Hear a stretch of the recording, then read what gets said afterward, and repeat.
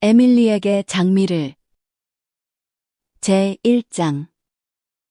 에밀리 그리어슨 양이 세상을 떠났을 때 우리 마을 사람들은 모두 그녀의 장례식에 참석했다. 남자들은 몰락한 기념비에 대한 일종의 예우를 갖추기 위해 모여들었고, 여자들은 대부분 호기심 때문에 그 집의 안을 들여다보고 싶어 했다. 정원사 겸 요리사 노릇을 하던 늙은 하인을 제외하고는 적어도 지난 10년 동안 그 집의 안을 본 사람이 아무도 없었기 때문이다. 그 집은 한때 흰색의 크고 각진 목조주택으로 70년대 특유의 경쾌하면서도 중후한 양식에 따라 둥근 지붕과 첨탑, 소용돌이 장식의 발코니로 꾸며져 있었다. 한때는 우리 마을에서 가장 격조 높은 거리에 자리 잡고 있었으나 이제는 차고와 조명기들이 침범해 들어와 근처의 유서 깊은 이름들마저 모두 지워버린 상태였다. 오직 에밀리 양의 집만이 고집스럽고도 요염한 몰락의 자태를 치켜든 채 면화수레와 가솔린 펌프들 사이에서 눈엣 가시처럼 남아 있었다. 그리고 이제 에밀리 양은 제퍼슨 전투에서 전사한 북군과 남군 병사들의 이름 없는 무덤들이 줄지어 늘어선 삼나무 숲의 고요한 묘지로 떠나 그 유서 깊은 이름들 곁에 눕게 되었다. 살아생전 에밀리 양은 하나의 전통이자 의무였으며 일종의 보살핌의 대상이었다.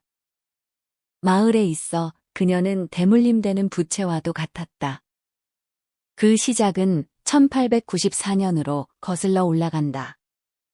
당시 시장이었던 사토리스 대령은 에밀리 양의 세금을 영구히 면제해 주었다. 그는 흑인 여성이 앞치마를 두르지 않고는 거리에 나올 수 없다는 칙령을 내렸던 인물이기도 했다. 에밀리 양이 자선 따위를 받아들일 리 없었기에 사토리스 대령은 복잡한 이야기를 꾸며냈다. 에밀리 양의 부친이 마을에 돈을 빌려준 적이 있으며 마을 측은 사업상의 이유로 세금을 면제하는 방식으로 그 빚을 갚으려 한다는 내용이었다. 사토리스 대령의 세대와 사고방식을 가진 남자만이 그런 이야기를 지어낼 수 있었고, 오직 그런 시대를 살았던 여자만이 그 말을 믿을 수 있었다. 좀 더 현대적인 사고를 지닌 다음 세대가 시장과 시의원이 되었을 때 이 합의는 약간의 불만을 자아냈다. 연초가 되자 그들은 그녀에게 세금 고지서를 보냈다. 2월이 되었지만 답장은 없었다.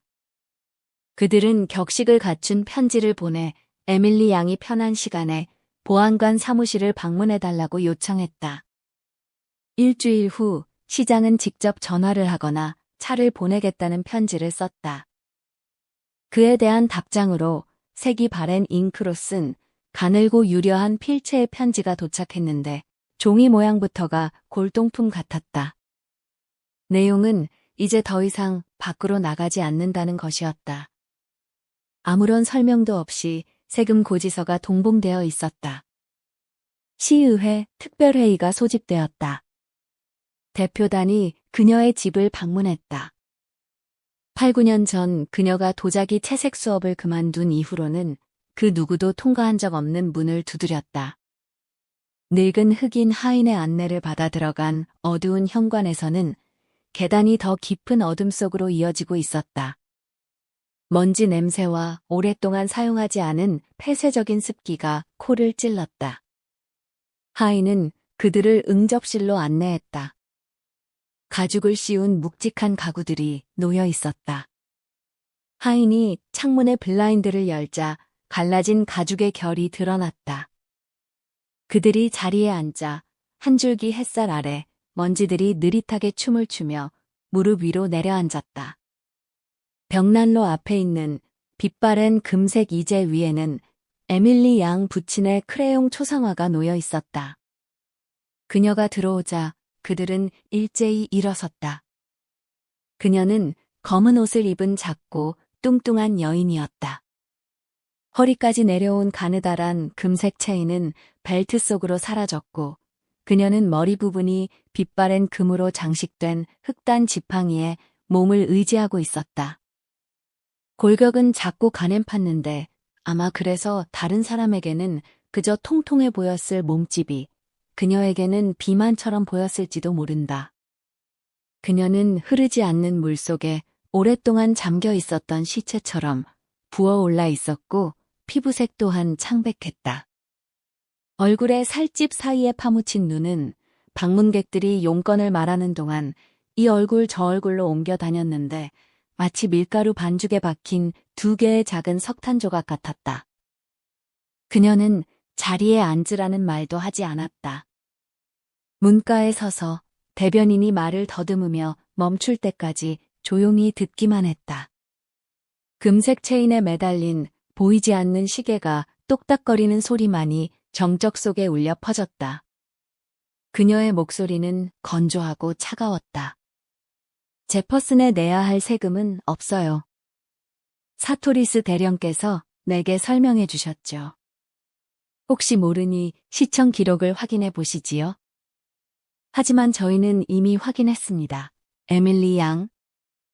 저희는 시 당국자들입니다. 보안관이 서명한 고지서를 받지 못하셨나요? 종이 한 장을 받긴 했지요. 에밀리 양이 말했다. 아마 그 사람은 자기가 보안관이라고 생각하나 보군요. 하지만 난 제퍼슨에 낼 세금이 없어요. 하지만 장부에는 그런 기록이 없습니다. 법에 따라 저희는 사토리스 대령을 만나보세요. 난 제퍼슨에 낼 세금이 없어요. 하지만 에밀리 양 사토리스 대령을 만나보시라고요. 사토리스 대령은 이미 죽은 지 10년이 다 되어 가고 있었다. 난 제퍼슨에 낼 세금이 없어요. 토비. 흑인이 나타났다. 이 신사분들을 밖으로 모셔라. 제2장. 그렇게 그녀는 그들을 완전히 굴복시켰다. 30년 전 그들의 아버지들을 냄새 사건으로 굴복시켰던 것처럼 말이다. 그 사건은 그녀의 아버지가 죽고 난 지 2년 뒤, 그리고 우리가 결혼할 거라고 믿었던 그녀의 연인이 그녀를 떠난 지 얼마 지나지 않았을 때 일어났다. 아버지가 죽은 후 그녀는 외출을 거의 하지 않았고 연인이 떠나자 사람들은 그녀의 모습을 거의 볼 수 없었다. 몇몇 부인들이 용기를 내어 방문했지만 문은 열리지 않았다. 그 집에서 볼 수 있는 유일한 생명의 흔적은 장바구니를 들고 드나드는 흑인 하인뿐이었다. 그 당시 그는 젊은이였다. 부인들은 말했다. 남자가 주방 일을 제대로 해낼 리가 없지. 그래서 냄새가 나기 시작했을 때도 사람들은 놀라지 않았다.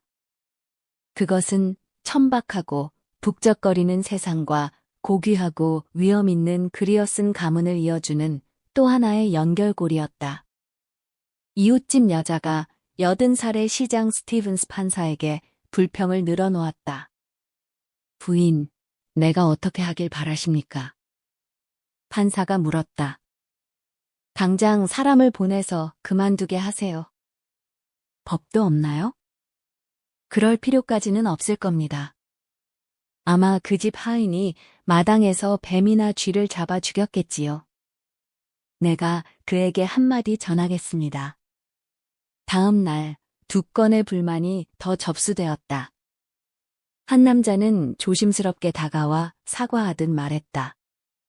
판사님, 정말 어떻게든 조치를 취해야겠습니다. 저도 에밀리 양을 번거롭게 하고 싶진 않지만 이건 정말 참기 힘들군요. 그날 밤 시의회가 소집되었다. 3명의 노인과 떠오르는 세대인 젊은이 1명이 모였다. 간단한 문제입니다. 젊은이가 말했다. 청소하라고 사람을 보내세요. 기한을 주고 만약 하지 않는다면 이보시게. 스티븐스 판사가 말을 끊었다. 자네는 숙녀의 면전에 대고 몸에서 고약한 냄새가 난다고 비난할 셈인가? 그래서 다음 날 밤 자정이 지나자 4명의 남자가 에밀리 양의 집 잔디밭을 가로질러 도둑처럼 집 주변을 살금살금 기어다녔다. 벽돌 기초와 지하실 입구를 따라 킁킁거리며 돌아다녔고 그중 한 명은 어깨에 맨 자루에서 무언가를 꺼내 손으로 흩뿌리는 동작을 반복했다. 그들은 지하실 문을 열고 석회를 뿌렸고 모든 부속 건물에도 뿌렸다. 그들이 다시 잔디밭을 가로질러 돌아올 때 어두웠던 창문에 불이 켜졌다. 에밀리 양이 그곳에 앉아 있었다. 등 뒤로 불빛을 받은 그녀의 꼿꼿한 몸은 마치 신상처럼 미동도 없었다. 그들은 조용히 잔디밭을 가로질러 가로수 그림자 속으로 숨어들었다. 일주일 정도 지나자 냄새는 사라졌다. 사람들이 그녀를 진심으로 가엾게 여기기 시작한 것은 그때부터였다. 마을 사람들은 그녀의 고모인 와이어트 노부인이 결국 미쳐버렸던 일을 기억하며 그리어 쓴 가문의 사람들이 실제 처지보다 자신들을 너무 높게 평가한다고 생각했다. 에밀리 양에게 어울릴 만한 청년은 아무도 없었다. 우리는 오랫동안 그들을 하나의 정물화처럼 기억했다. 배경에는 흰 옷을 입은 날씬한 에밀리 양이 있고 전경에는 말채찍을 손에 쥐고 등을 돌린 채 다리를 벌리고 서 있는 아버지의 실루엣이 있는 열린 현관문을 액자 삼아 담긴 모습이었다. 그래서 그녀가 30이 넘도록 독신이었을 때 우리는 고소해하지는 않았지만 우리가 옳았음을 확인했다. 집안에 정신병 내력이 있다 하더라도 정말 괜찮은 상대가 나타났다면 그녀가 모든 기회를 거절했을 리 없었기 때문이다. 그녀의 아버지가 죽었을 때 그녀에게 남은 건 집뿐이라는 소문이 돌았다.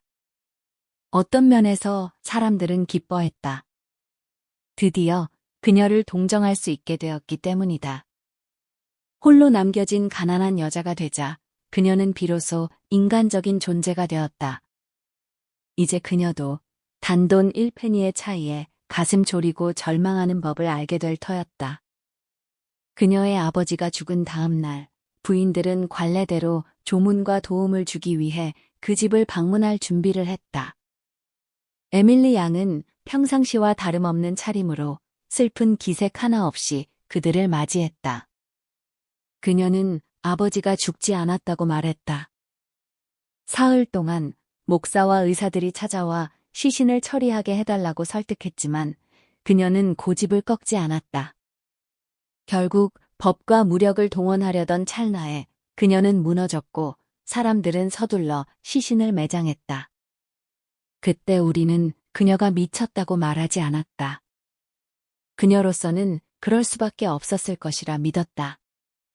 그녀의 아버지가 쫓아버린 수많은 청년들을 기억하고 있었기에 아무것도 남지 않은 그녀가 자신을 약탈했던 그 존재에게라도 매달릴 수밖에 없었음을 우리는 이해했다.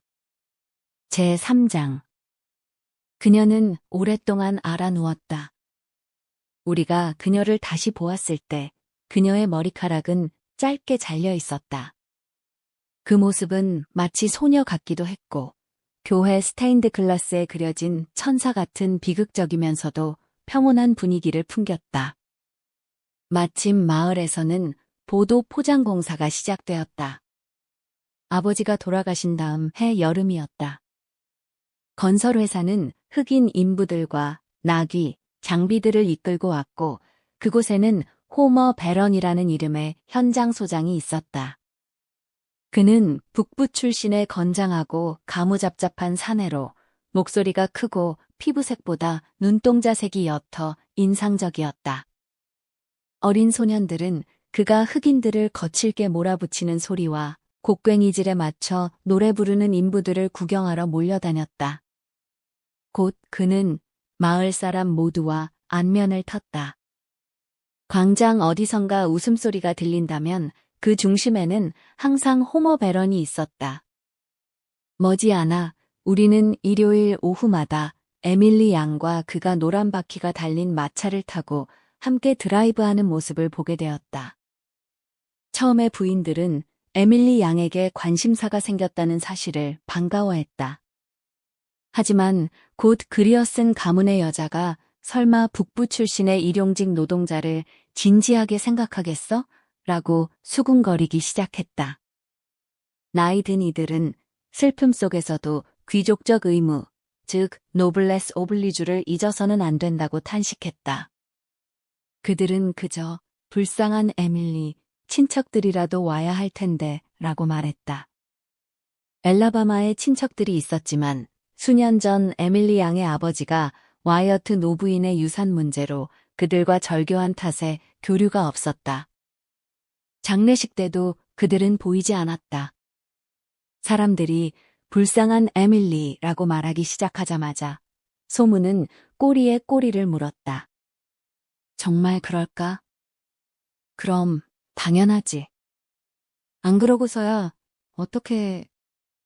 일요일 오후 마차의 말발굽 소리가 들려오면 사람들은 차양막 뒤에서 비단 옷을 바스락거리며 속삭였다. 불쌍한 에밀리. 하지만 그녀는 당당했다. 우리가 그녀가 타락했다고 믿었을 때조차 그녀는 고개를 높이 쳐들었다. 마치 그리어 쓴 가문의 마지막 생존자로서 자신의 존엄성을 인정받으려는 듯 보였다. 그녀가 쥐약인 비소를 샀을 때가 바로 그랬다. 불쌍한 에밀리라는 수군거림이 시작된 지 1년쯤 지났을 무렵이었고 마침 엘라바마에서 온 여자 사촌들이 그녀의 집에 머물고 있었다. 독약이 필요해요. 그녀는 약사에게 말했다. 그녀는 30이 넘었고 여전히 가땰픈 체구였지만 예전보다 더 말라 있었다. 관자놀이와 눈가 주위의 살집이 팽팽하게 당겨진 그녀의 차갑고 오만한 눈빛은 마치 등대지기의 얼굴을 연상시켰다. 독약이 필요해요. 네, 에밀리 양. 어떤 종류로 드릴까요? 쥐를 잡으시려나 보군요. 그렇다면 가장 독한 걸로 주세요. 종류는 상관없어요. 약사는 몇 가지 이름을 댔다. 이것들은 코끼리도 죽일 수 있습니다. 하지만 손님께서 원하시는 건 비소요. 에밀리 양이 말을 잘랐다. 그게 좋은 건가요? 비소 말씀이십니까? 네, 그렇긴 합니다만 손님께서 쓰시려는 용도는 비소를 주세요. 약사는 그녀를 내려다보았고 그녀는 꼿꼿이 서서 팽팽하게 긴장된 깃발 같은 얼굴로 그를 쏘아보았다. 네, 알겠습니다. 하신다면 드려야지요. 하지만 법에 따라 용도를 밝히셔야 합니다. 에밀리 양은 대답 대신 고개를 젖혀 약사의 눈을 뚫어지게 쳐다보았다. 약사는 결국 시선을 피하고 비소를 가져와 포장했다. 배달원인 흑인 소년이 그녀에게 꾸러미를 전달했고 약사는 다시 나타나지 않았다. 집에 돌아와 꾸러미를 열어보니 상자 위의 해골 문양 아래에는 이렇게 적혀 있었다. 쥐용 제4장. 다음 날 우리는 모두 그녀가 자살할 것이라고 말했고 차라리 그게 나을지도 모른다고 생각했다. 그녀가 호머 베런과 처음 만났을 때는 결혼할 것이라고 믿었지만 호머 베런 자신이 엘크스 클럽에서 젊은 친구들과 술을 마시며 나는 결혼할 위인이 못 된다고 공공연히 말하고 다닌다는 소문이 돌았다. 일요일 오후마다 화려한 마차를 타고 지나가는 그들을 보며 우리는 여전히 수군거렸다. 에밀리 양은 고개를 꼿꼿이 들고 있었고 호머 베런은 모자를 삐딱하게 쓴 채 시가를 물고 노란 장갑을 낀 손으로 고삐를 쥐고 있었다. 마침내 부인들이 이 관계는 마을의 수치이며 젊은이들에게 나쁜 본복이라고 항의하기 시작했다.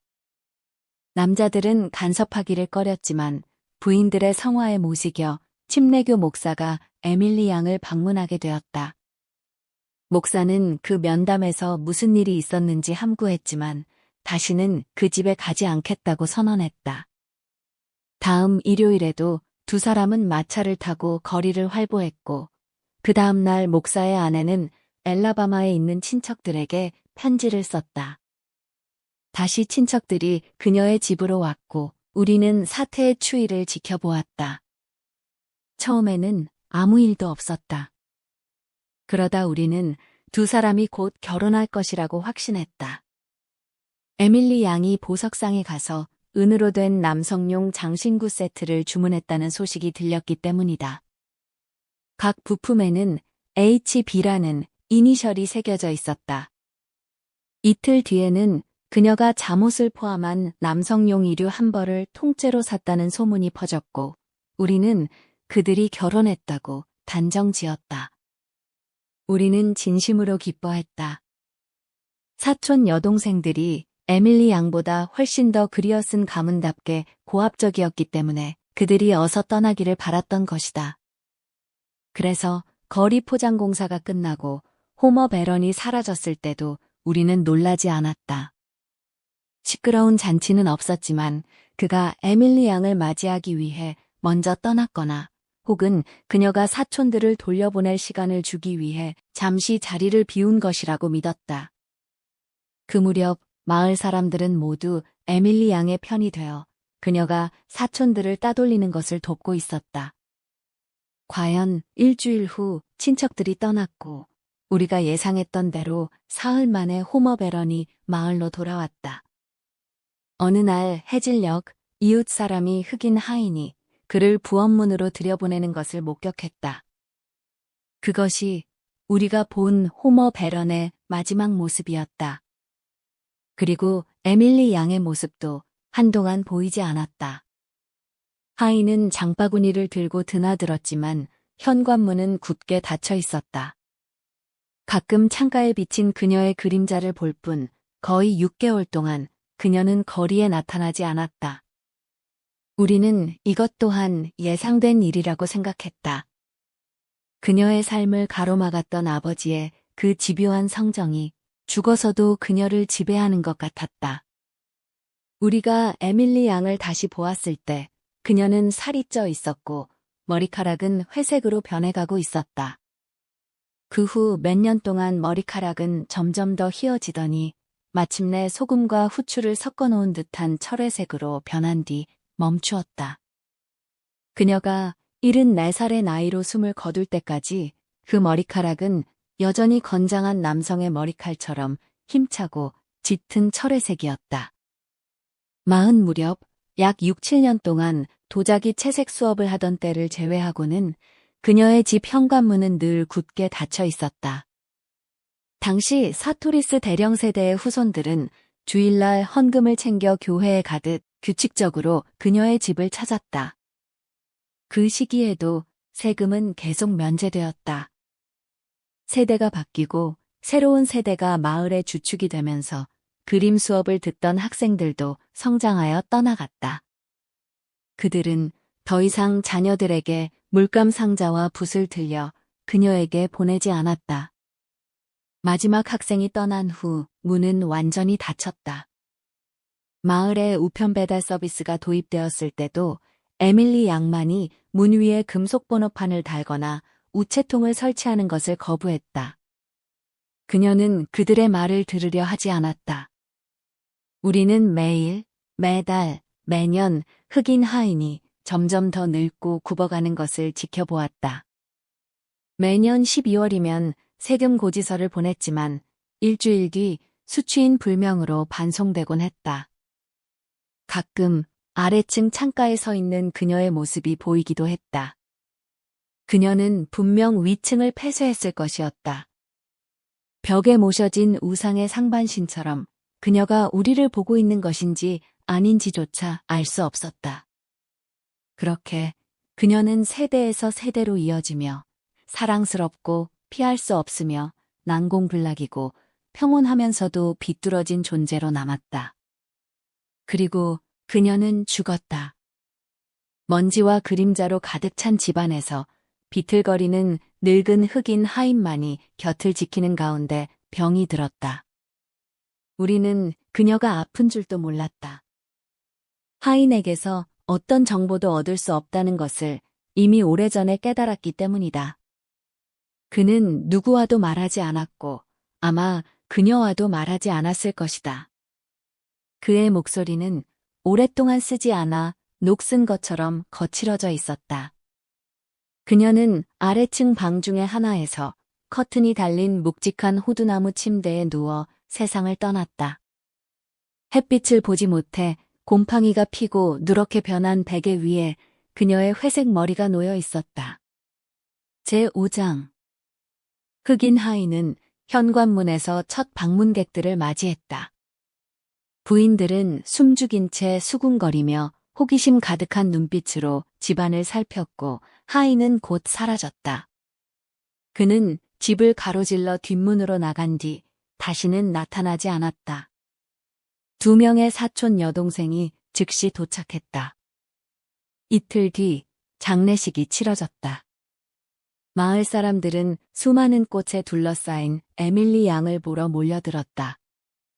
관 위에는 크레용으로 그려진 아버지의 얼굴이 깊은 생각에 잠긴 채 놓여 있었고 부인들은 기괴한 분위기 속에서 속삭였다.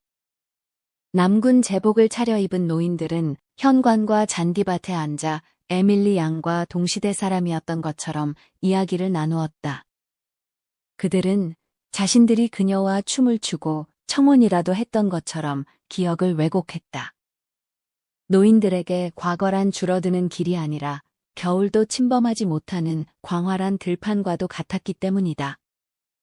우리는 위층의 방 하나가 40년 동안 닫혀 있었다는 사실을 알고 있었고 그 문을 강제로 열어야 한다는 것도 알고 있었다. 그들은 에밀리 양이 무사히 땅에 묻힐 때까지 기다린 후 그 문을 열었다. 문이 부서지며 그 충격으로 방 안은 먼지로 가득 찼다.